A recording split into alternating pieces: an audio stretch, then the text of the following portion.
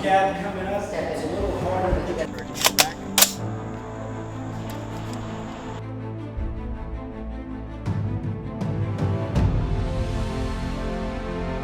One, two, three. Whoa! Remain in the leading breath.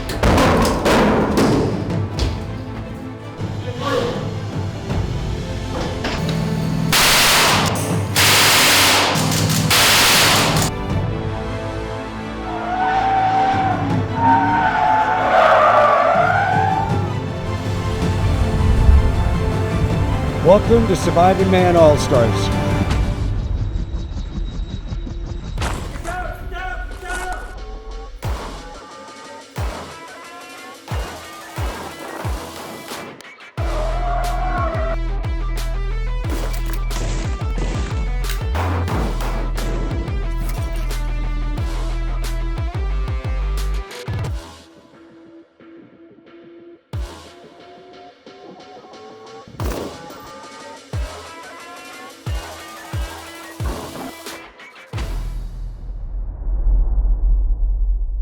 Welcome to another episode of Surviving Mann All-Stars Season 4. Here in Season 4, Don Mann and his All-Stars take on one of the most urgent fights of our time, human trafficking.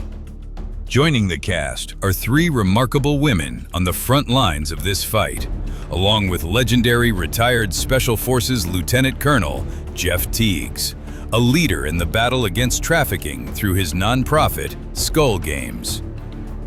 Last week, our contestants survived Don Mann's infamous PRT. In this episode, they learn more about the mission ahead and begin their training. Watch that corners.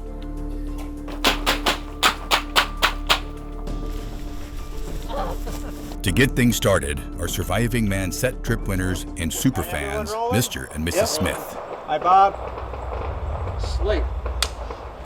And settle. Let me know when you're settled. 3, 2, 1, action! So what you're about to receive now is some world-class training. But what Tony's done in UTM, what they're doing and motivating, influencing everybody in the gun world, around the world, it's amazing, and we're so honored to have them here. And he knows not everyone here has a lot of shooting experience. He's going to start at the very basics. So we're going to build up to doing CQB, close quarters battle. So tell you a little bit about the UTM system and just what it's about. First of all, it's a training ammunition, right? Training ammunition and all the components that go with it. Early on, this was developed, and the reason why it was developed is so that you could actually do force on force and shoot at each other. Then it started to develop further, and then it started to be almost like paintball on steroids, right? Because the reason why I say it's like paintball on steroids is because the wax compounds now and the bullets, they actually load into real guns. So now what's happened is, instead of just doing paintball or any of the other types of things, the next stage for professional warriors was to take it so that it actually fits into your gun. And you train with your gun the way you would go into combat, all right? Because if all you do is shoot paper targets, it's like hitting a heavy bag and never fighting in a ring, right? You gotta be able to fight. And if you're not a gunfighter, the only way to be a good gunfighter is to gunfight. Threat! Come on, come on, come on, come on. Reload, reload. Drop the magazine. That's okay. That's okay. Get the other one. Now you're gonna have to rack. Get it? Good. Good. Threat! There you go. Good job. It's okay. As soon as you get it in, you're gonna have to rack. Go! Drop the slide, drop the slide. Good. What I have in my hand are two spent UTM training cartridges, and these perform two different functions. The first one I have in my hand, this does not fire a projectile. This simply cycles the weapon. So this will allow you to do malfunction clearing drills, shooting drills, loading drills, unloading drills, and of course the weapon will fire, cycle, and eject spent cases. Threat.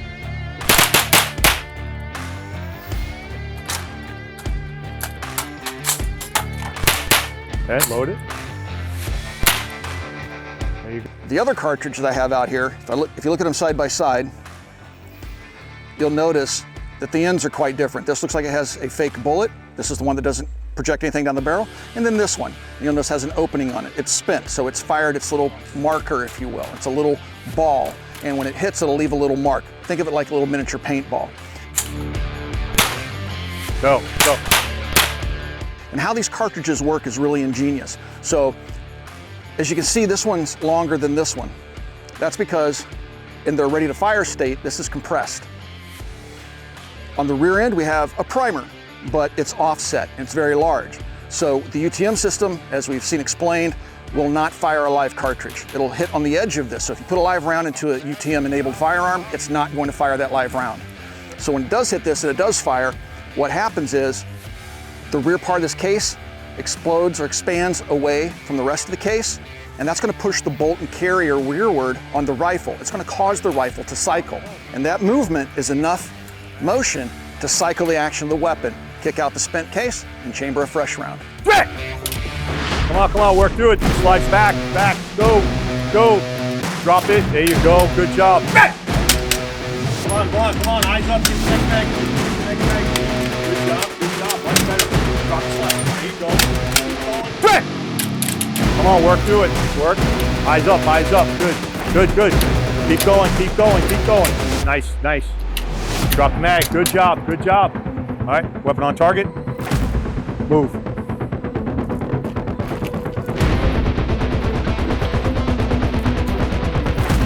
Okay, good job. Good. There you go, you're fine, don't worry about it. Keep going. Yep, good job.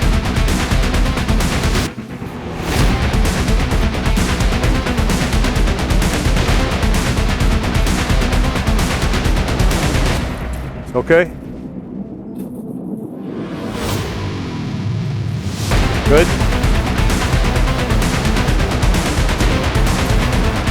Good.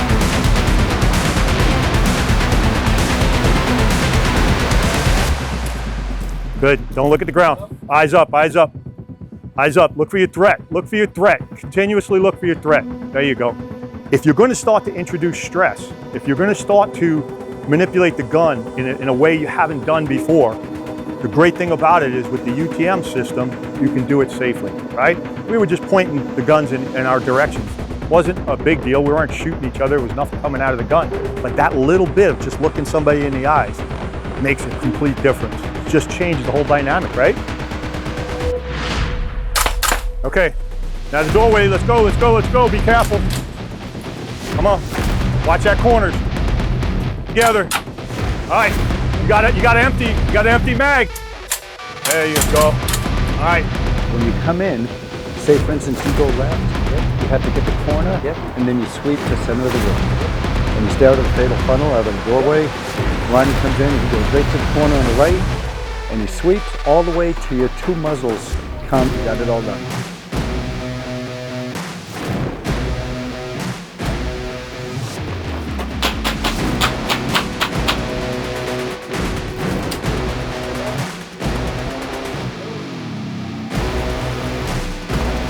Excellent. Good. Come on. Watch that corner, don't go too fast. All right, move through.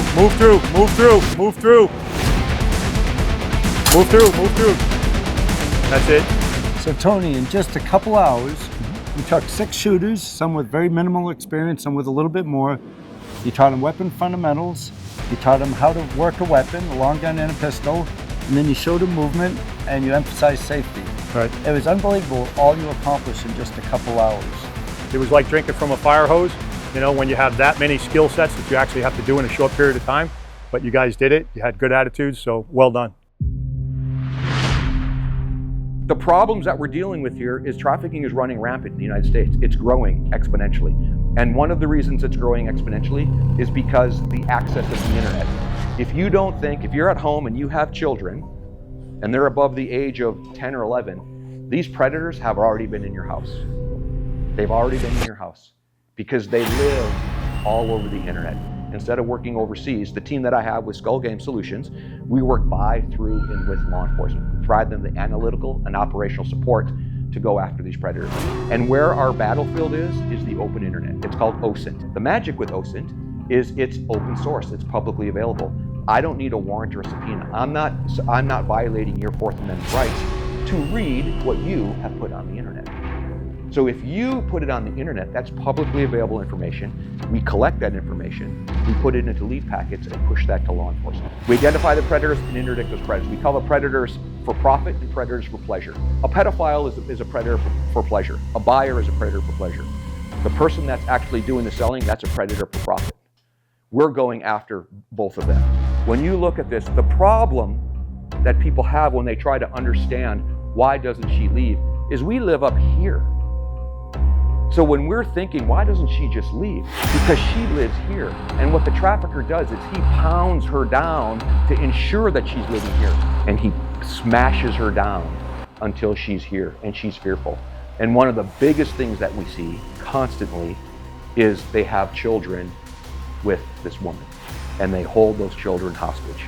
So once again is why we go back to that trafficker. I can't offer Anne-Marie a path to freedom when her kid is being guarded by a trafficker 10 blocks away. You've got to get that kid, you've got to get that trafficker, and now it opens up an opportunity for her life. This should not be about this narrow thing that we're talking about of sex trafficking. This is a women's rights issue. This is a women's health issue. Okay? Don't put this in a tiny little box of sex trafficking and be confused about this, that, or the other. These women's rights are being taken away, stripped.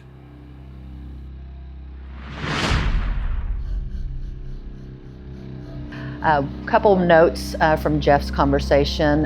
One most specifically, a lot of these women don't identify as victims. That's the reality of this challenge, is that when you don't identify as a victim, it's hard for police to make charges against the person who is committing the crime.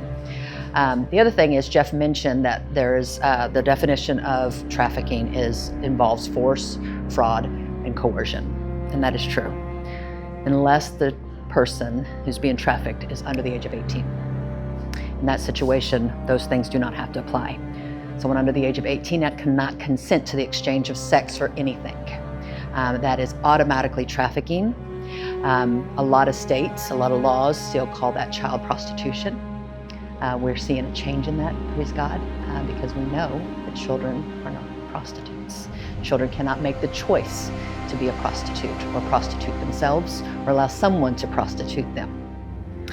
And that's where my story comes in. So as a child of a single mom who was born into a generational cycle of exploitation, it was rooted in vulnerabilities like abuse, addiction, poverty, and broken systems. So Mom, in the best way that she could, I believe loved me. And in that love, she taught me her best survival tactics. That survival tactic included pleasing men. I had already experienced child sexual abuse as a child, as a baby. And so if I can get you to wrap your head around this, for Mom, it's not a big leap. And now, homeless on the street with a little sister, it was something we had that we could use to survive. And so at 12 years old, I like to say that I began to choose my abusers. Knowing what commodity I had and the exchange rate, I began to make those exchanges myself. Again, 12 years old, shouldn't be making those choices. But we were in a place, Mom was not in a healthy place. My little sister was very vulnerable. I had something that could get us through the next day. That's the narrative in most trafficking situations we see here in America. The narrative in most trafficking situations we see in each of our states, each of our hometowns, in our schools, in our churches. I'm committed to empowering survivors. I have created Fireborn, and Fireborn is just that. It's not just those of us that were born in fire, but it's carrying that fire forward. Everything that we've been through is meant to be used for the saving of others. I firmly believe that. So Fireborn is committed. Our mission is to empower survivors, to mobilize others in this fight.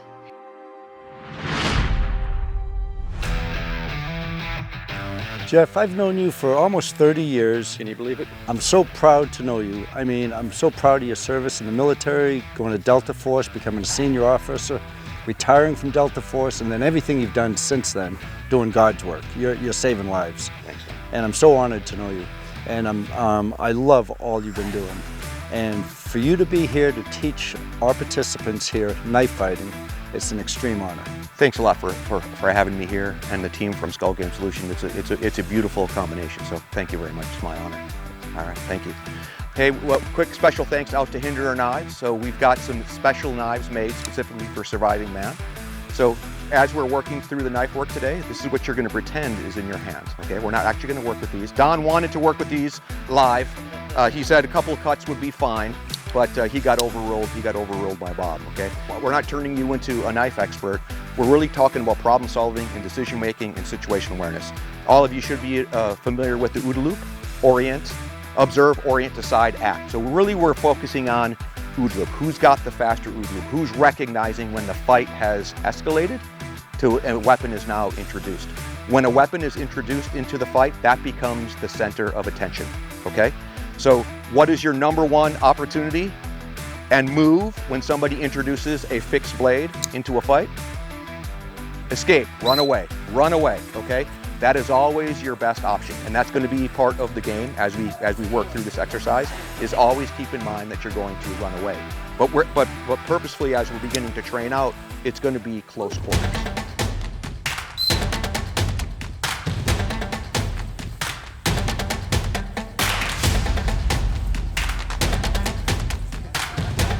Fighters ready. Stand by.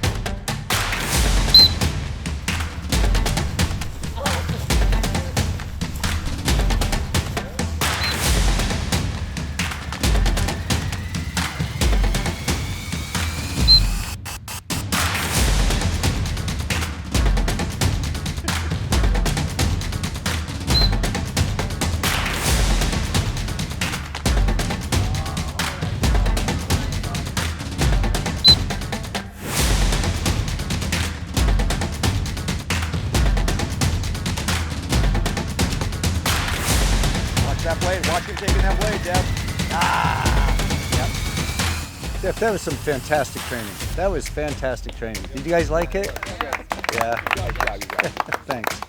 You know, Rick Hinderer designed these knives for us, Surviving Mann knives. He's designed a lot of knives. These are the 2025 edition. He's got folding blades, fixed blades, automatic blades, and he's got 4 of them that he's going to present to us. And we are extremely honored to Rick Hinderer and his knives. Okay, everybody. The warning order is to let you know there's an issue. And the issue we have now is the human trafficking alert. What we're talking about is Lacuna. Lacuna is an offshoot of the the Cartel Noreste out of northern Mexico. Their primary business, they started out as drug traffickers. They went into human trafficking when the border opened up because, to be honest, they make more money that way. You can sell a person over and over, you can sell a pill once. Normally operated in northern Mexico, primarily across the Texas border, but with the border being effectively shut down in January, they've had to move. And what they did is they moved to Canada. And one of our concerns is they have a history, they have a track record of compromising local law enforcement. And so what they do is they stage in Canada, move people and drugs across the lake in private boats, or fishing boats, things like that, and then land them in in Ohio and Ohio, New York, along that way. In the area, you'll notice what we've narrowed it down to is that once we find this and we can identify it, we're going to have to go in and first assess it, confirm that it is what we thought it is, and if need be, do a little recon and then interdict. They have, there may be young people there who are getting ready to be trafficked. There's probably going to be drugs there. These people are armed, extremely dangerous. They will shoot you just as soon as look at you. So you've got to be prepared to deal with this.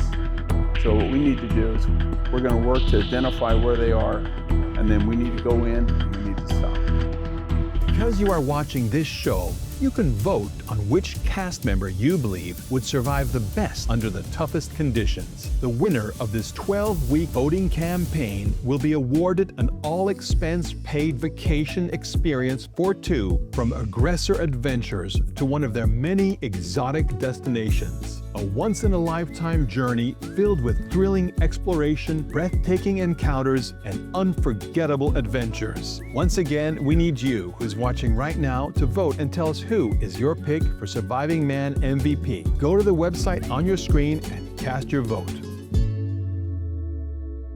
Next time on Surviving Mann All-Stars, Season 4. And down. We specialize in making these micro PDW chassis right now for the 365, which is the one you're looking at right now.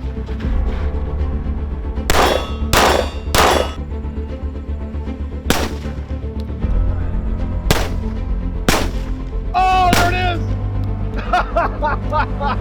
is! So welcome to the fire.